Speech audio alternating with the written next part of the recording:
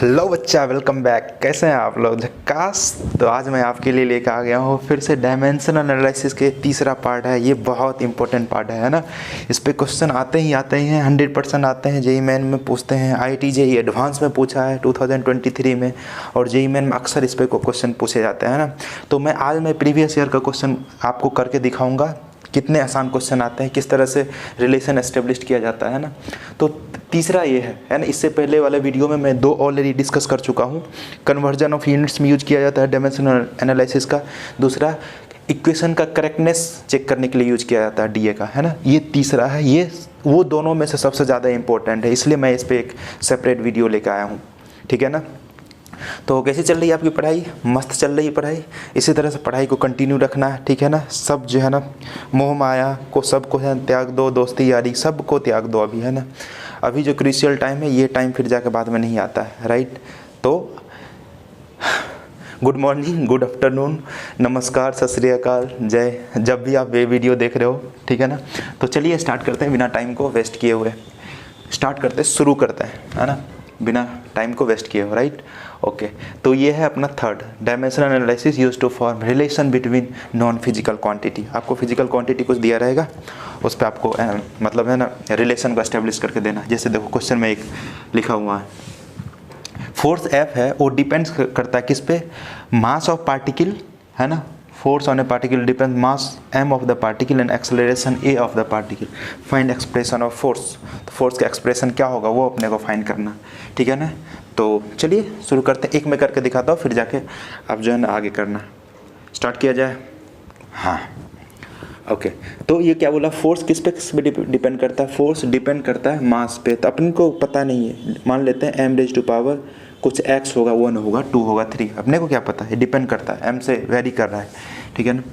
और ये force directly proportional to है, मतलब डिपेंड किस पे करता है? एक्सेलरेशन पे। एक्सेलरेशन का कुछ पावर y होगा, है ना। यही तो x और y का वैल्यू निकालना है, ठीक है ना। अब देखो ये दोनों को मर्ज कर दिया तो f की वैल्यू क्या आ जाएगा? Directly proportional to m raise to power x a raise to power y, ठीक है। ये प्रोपोर्शनलिटी कांस्टेंट को हटाने के लिए एक डायमेंशन लेस कांस्टेंट को इंट्रोड्यूस कर देते हैं, m raise to power x a raise to power y वाला, ठीक है ना। इसका कोई डायमेंशन नहीं है ना, नो डायमेंशन, नो डायमेंशन, ठीक है ना। ये डायमेंशन लेस कांस्टेंट है, ओके। अब देखिए, अभी चेकिंग ऑफ करेक्टनेस के हिसाब से क्या बोलता है कि यदि लेफ्ट हैंड का डायमेंशन राइट हैंड के बराबर होगा तो वो इक्वेशन करेक्ट होगा। तो अभी डायमेंशन, इसका डायमेंशन लिख लेते हैं। F का डायमेंशन अपने को पता है क्या होता है? m LST-2। सिमिलरली K का कोई डायमेंशन नहीं होगा, K इज डायमेंशनलेस। मास का डायमेंशन m हो गया, उसका पावर कितना है? x। एक्सेलरेशन का पता है डायमेंशन क्या होता है? एक्सेलरेशन मीटर पर second square, it means L divide by T square is the dimension of acceleration. यहाँ पर डायमेंशन का एक्सेलरेशन यहाँ पर पुट कर दो value, m t raise to power -2, यह आ गया पावर y, ठीक है। अब इक्वेट करते हैं। यहाँ पे m का पावर कितना है? 1। इधर m वाला टर्म कितना है? 1। एक ही मैंने, इसमें तो m वाला कोई टर्म नहीं है। इसका मतलब m raise to power 1, m raise to power x। इसका मतलब x का वैल्यू कितना आ गया? सिंपल 1। l का इक्वेट करते हैं। यहाँ पे l रेज़ टू पावर 1 है, इधर l रेज़ टू पावर कितना? 1, और पावर y है तो 1 इंटू y, तो इसका वैल्यू y के बराबर हो जाएगा। इसका मतलब 1 इक्वल्स टू y। तो y की वैल्यू आपके पास आ गई, x की वैल्यू आ गई। 2 ही अननोन था यहाँ पे, तो 2 आपके पास वैल्यू आ गया।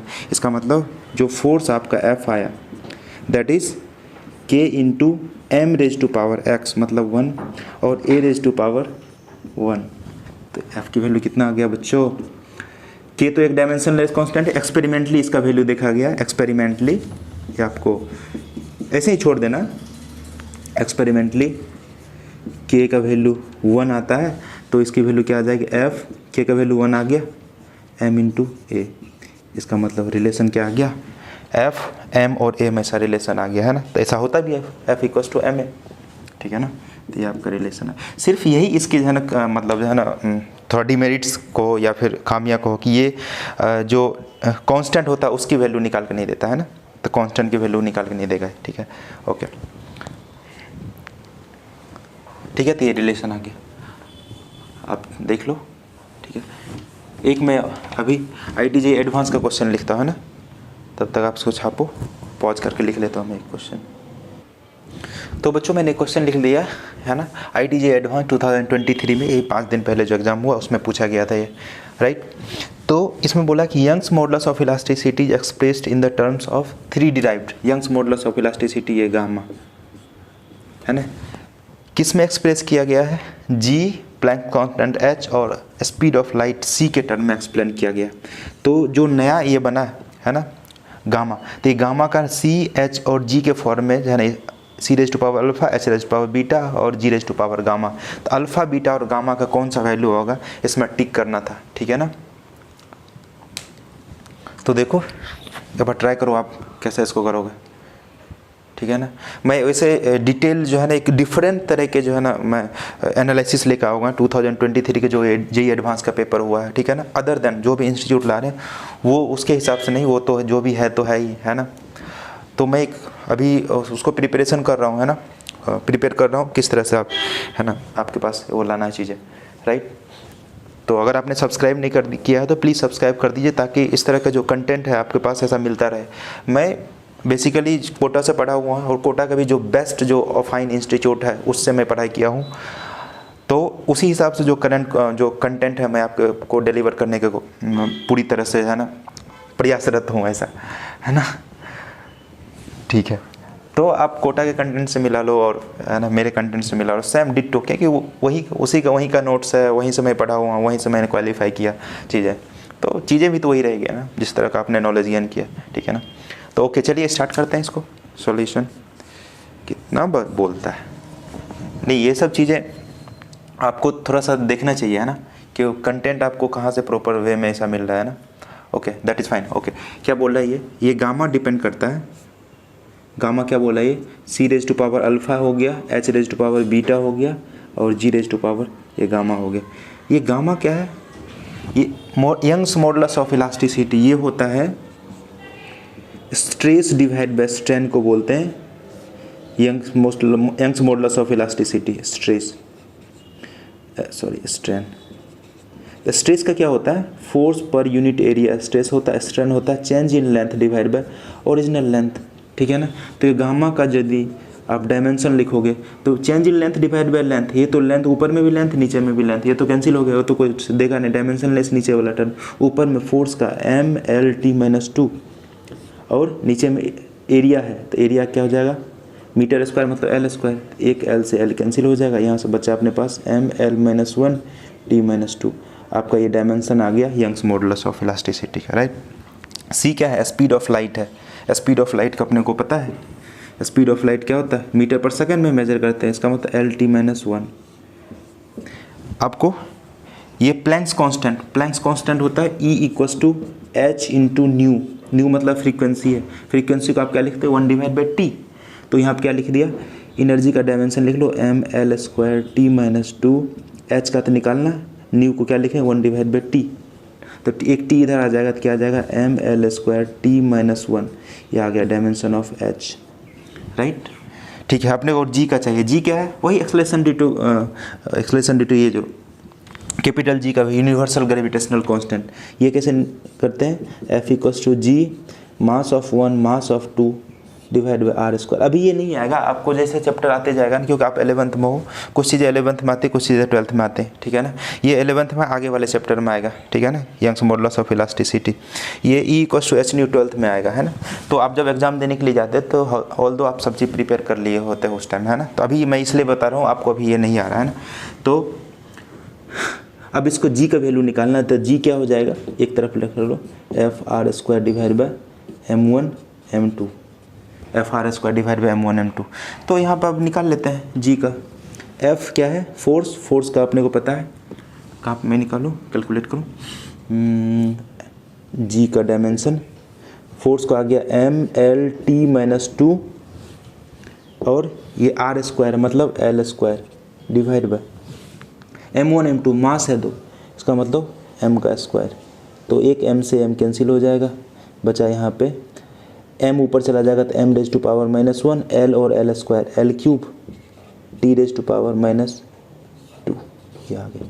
तो आपके पास सारा चीज़ अवेलेबल है यहाँ पे, है ना। तो गामा की वैल्यू यहाँ पुट कर दो, m क्या है L-1 T-2, चलो गामा हो गया।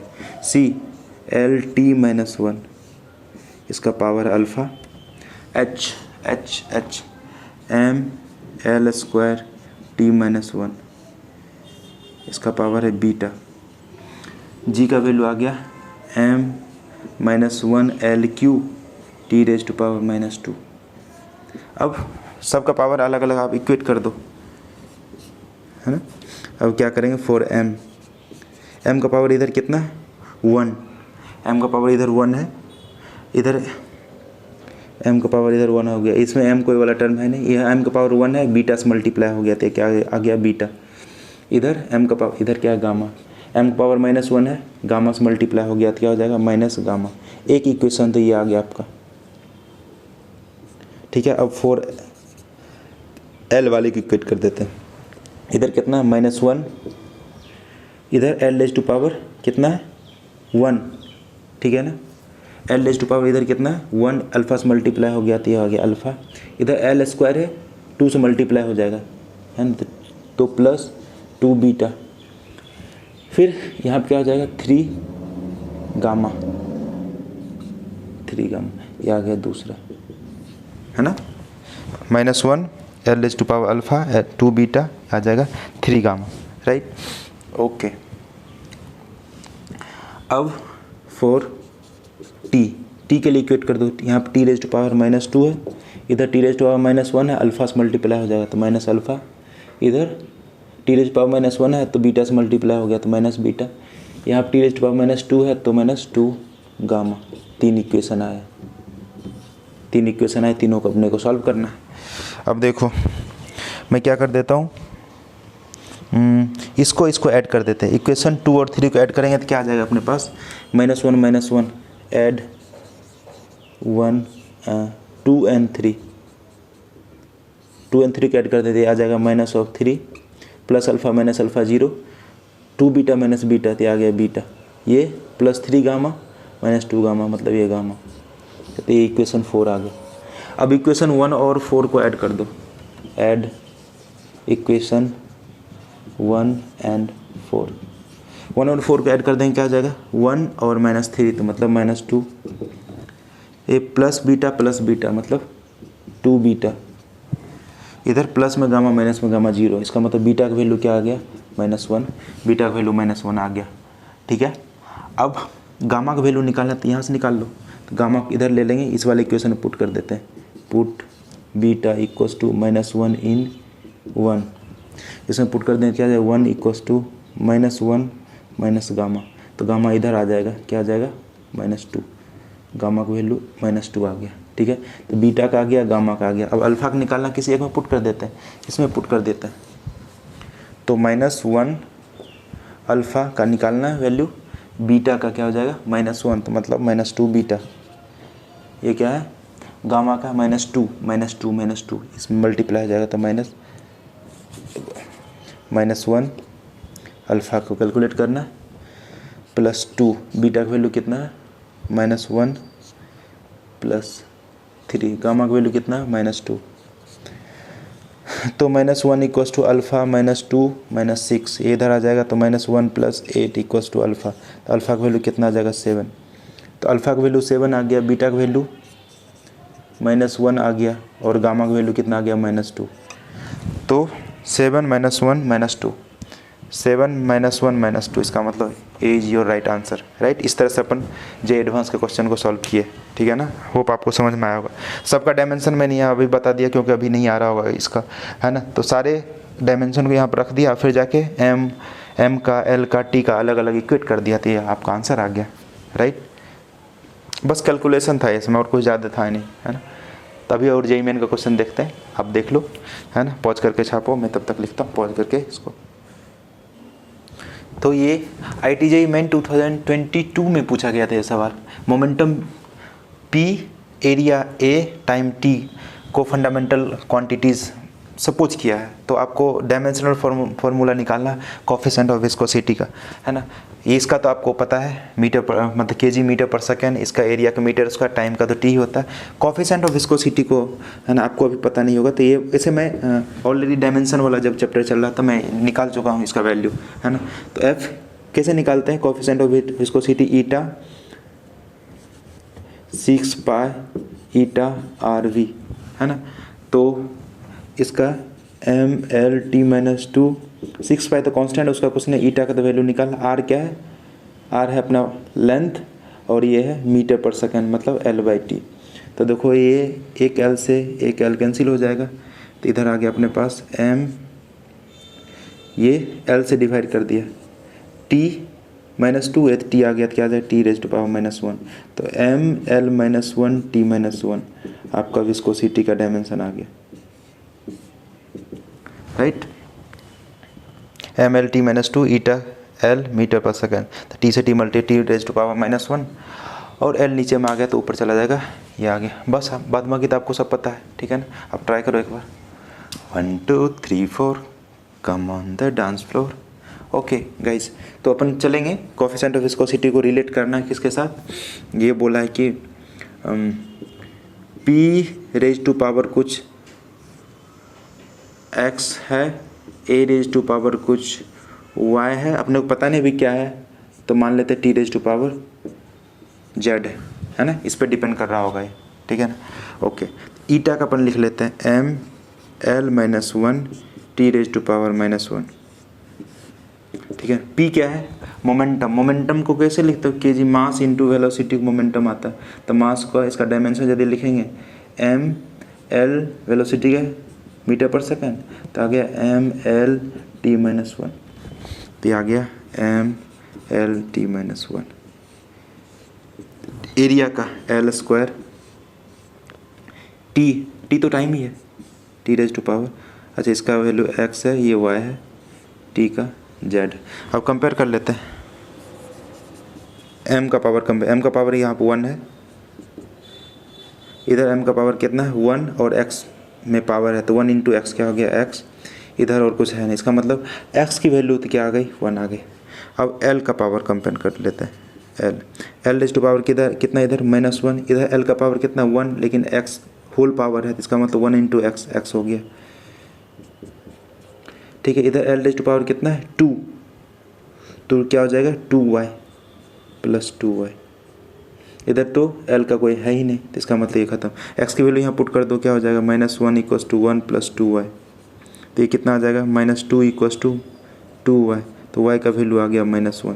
चलो एक्स का वैल्यू आ गया, y का वैल्यू आ गया। अब z के लिए टी रेज टू पावर इधर है -1, इधर T raise to power minus x हो जाएगा, -1 है एक्स मल्टीप्ल, इधर टी रेज टू पावर क्या है z हो जाएगा, इधर ये आ जाएगा क्या हो जाएगा x -1 equals to z, x की वैल्यू ऑलरेडी कैलकुलेट कर चुके हैं 1, तो 1 - 1 इक्वस टू, तो इसका मतलब z का वैल्यू क्या आ गया 0। तो क्या आ जाएगा अपने पास equation, eta equals to P raise to power x, p का पावर x का वैल्यू कितना आ रहा है, कहाँ x का वैल्यू 1, a y का वैल्यू कितना -1, z t raise to power z का वैल्यू कितना 0, ये 0 आ गया। कोई ऑप्शन दिया हो इसमें, p a raise to power -1, हाँ पहला ही ऑप्शन है ना, this one is your right answer, right. Hope आपको ये समझ में आ रहा होगा, है ना, किस तरह से रिलेशन को आपको है ना फॉर्म करना, रिलेशन बिटवीन फिजिकल क्वांटिटी, ठीक है ना। ये बोला इस पे डिपेंड करता है, P raise to power X लिख लिया, A raise to power Y, T raise to power Z लिख लिया, है ना। फिर जाके दोनों के डायमेंशन को लिख दिया, इधर का डायमेंशन और इधर का डायमेंशन, और एम एल और टी का अलग अलग कंपेयर कर लिया, एक्स वाई जेड का वैल्यू आ गया, फिर जाके एक्स वाई जेड का वैल्यू यहाँ पुट कर दिया था, आपके पास डायमेंशन आ गया, ठीक है। तो मैं दूसरा क्वेश्चन लिखता हूँ। तो बच्चों ये 2023 के IIT-JEE मेन में एक क्वेश्चन पूछा गया था, एक मतलब लिक्विड ड्रॉप है जिसकी फ्रीक्वेंसी जो है डिपेंड करती है उसके रेडियस पे, जितना बड़ा लिक्विड ड्रॉप है उसके डेंसिटी पे और सरफेस टेंशन कितना है उस पर डिपेंड करता है। तो उसका रिलेशन जो दिया हुआ फ्रीक्वेंसी का, r के पावर a, रो का पावर b, s का पावर c दिया हुआ है ना। तो ये बोला कि a b c का कौन वैल्यू होगा, है ना, रिस्पेक्टिवली वो आपको बताना है, ठीक है ना। सरफेस टेंशन का जैसे मैं बता चुका हूँ, S इक्वल्स टू होता है F/L, ये आप फ्लूइड मैकेनिक्स में ऊपर हो गया है ना। तो इसका सरफेस टेंशन का डायमेंशन ML_T-2 डिवाइड बाय ये L है, L ने L को मार दिया, M_T-2 है ना, ये सरफेस टेंशन होता है। बाद बाकी सब चीज़ आपको पता है, डेंसिटी kg/m3 है ना, M/L3। अब ट्राई करो इसको। तेरी उम्मीद तेरा, हाँ तो मैं करूँ, करते सनम हम। तो ये क्या बोला कि ये फ्रीक्वेंसी जो डिपेंड करता है डायरेक्टली प्रोपोर्शनल टू कुछ है, R⁴ बोल रहा है, ये डायरेक्टली प्रोपोर्शनल टू ρ⁴ है, ये डायरेक्टली प्रोपोर्शनल टू S⁴ मैं डायरेक्टली इसको भी उठा कर सकता था, है ना, मैं आपको ऐसा कर के है ना बता रहा हूँ। तो ये इसका मतलब फ्रीक्वेंसी किस पे डिपेंड कर गया है, directly proportional to R⁴ ρ⁴ S⁴ ठीक है ना। तो इसको अपन लिख सकते हैं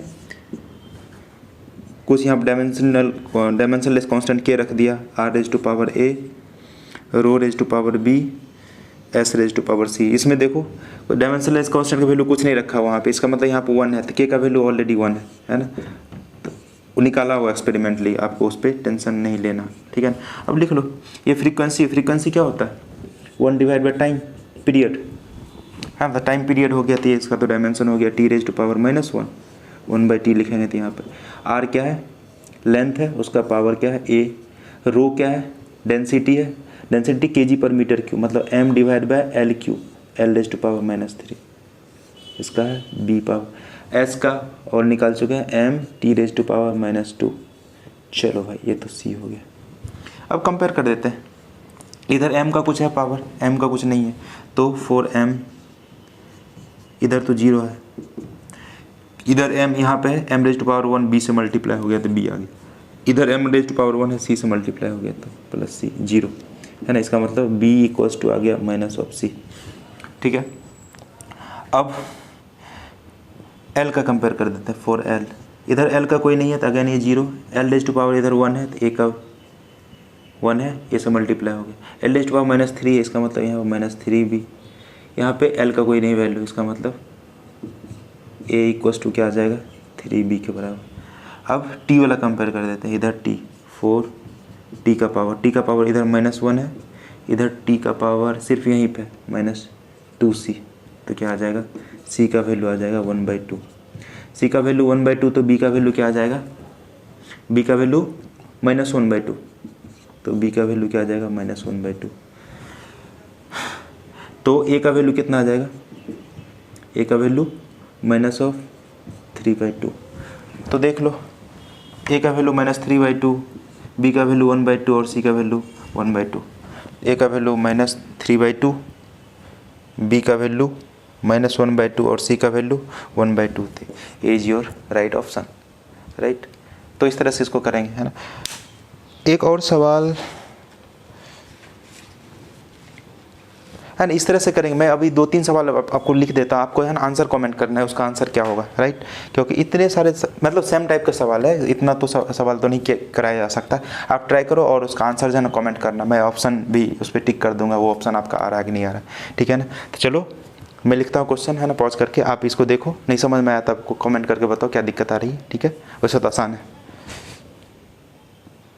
तो बच्चों एक IIT मेन 2023 में एक क्वेश्चन पूछा है, जो velocity of light C, universal gravitational constant G and Planck's constant H are chosen fundamental quantities, then mass का डायमेंशन पूछा है, dimension of mass in new system, है ना, ये निकालना। तो ये आपके ऑप्शन दिए हुए हैं, है ना। आपको मैं G यूनिवर्सल ग्रेविटेशनल कांस्टेंट का डायमेंशन में बता दिया हूँ, है ना। फोर्स होता है Gm1m2 डिवाइड बाई R²। तो यहाँ से आपका G का डायमेंशन है, H का भी डायमेंशन बता दिया, C का भी डायमेंशन बता दिया। इसको आपको कैलकुलेट करना है कि कौन सा ऑप्शन इसमें से करेक्ट होगा।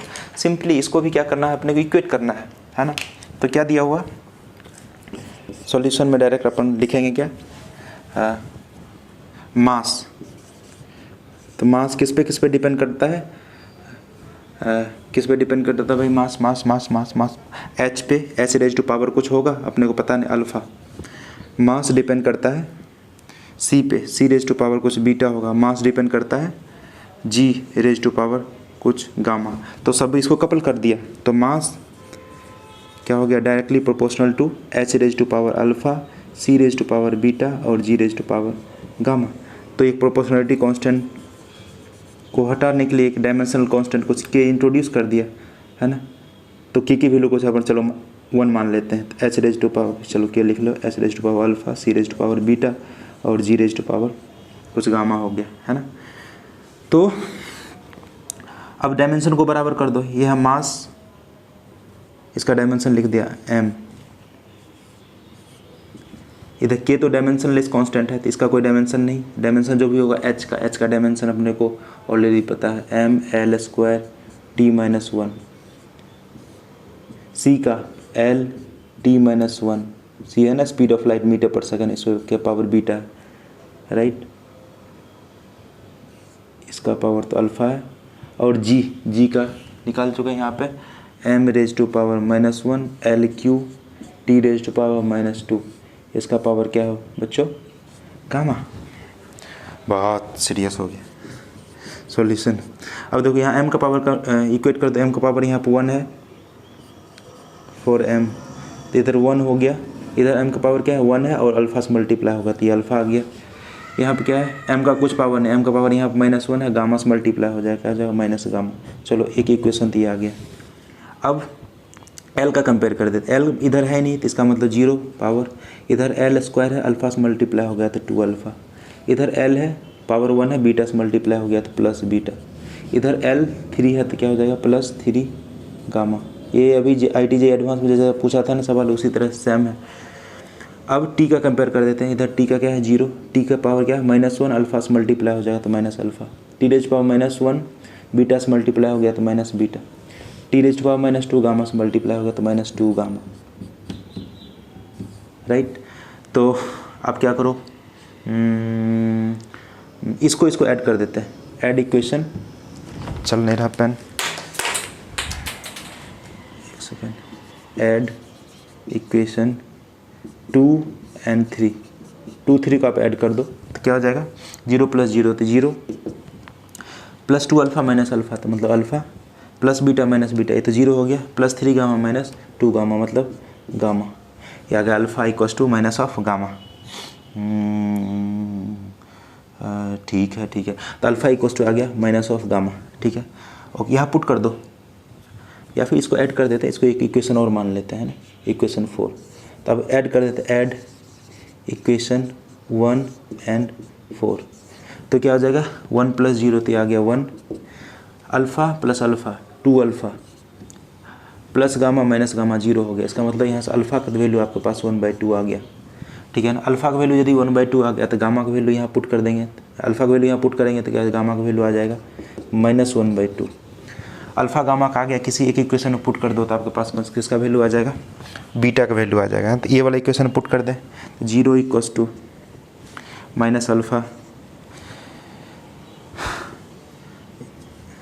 इसे 0 इक्वस टू अल्फ़ा किधर ले लेते हैं अपने, जो अल्फ़ा का वैल्यू निकालना है, ये क्या हो जाए minus beta minus beta minus beta minus, अच्छा बीटा निकालना है, अल्फ़ा तो निकल गया, क्या कर रहा हूँ, ये बीटा को इधर ले लेते हैं है ना, इधर क्या बचा अपने पास माइनस अल्फ़ा माइनस 2 गामा, ठीक है। तो यहाँ वैल्यू पुट कर दो, अल्फ़ा का वैल्यू क्या है 1/2 तो मतलब माइनस 1/2 माइनस 2, गामा का वैल्यू क्या है गामा का वैल्यू अपने पास है माइनस ऑफ 1/2, 2 ने 2 को मार दिया, माइनस 1/2 माइनस माइनस प्लस 1 तो ये आ गया 1/2।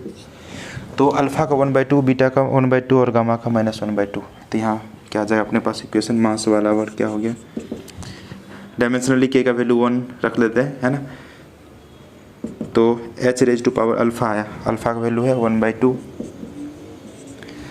C raise to power beta आया, C raise to power beta का वैल्यू 1/2 और G raise to power gamma आया, गामा का value minus 1/2, G raise to power minus 1/2।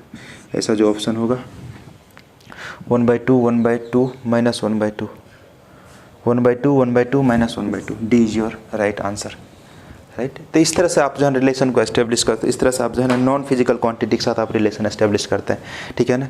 2 question मैं आपको देता हूँ, उसका आंसर आपको कमेंट करना है, राइट। तो चलिए मैं लिख देता हूँ पॉज करके ताकि लेंथ भी इंक्रीज ना हो वीडियो। तो बच्चों ये मैं 2 क्वेश्चन में आपको लिखा हूँ, आपको कमेंट करना है आंसर, है ना।